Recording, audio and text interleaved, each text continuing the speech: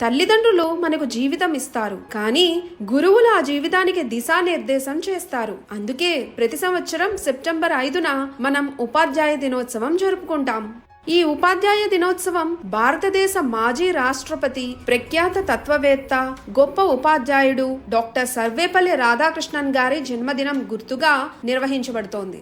ఆయన కేవలం ఒక విద్యావేత్త మాత్రమే కాదు, విద్యార్థుల పట్ల అపారమైన ప్రేమ, విద్యపై చూపిన విశిష్టమైన అభిరుచి వల్ల ఆయన పేరు చిరస్మరణీయంగా నిలిచిపోయింది.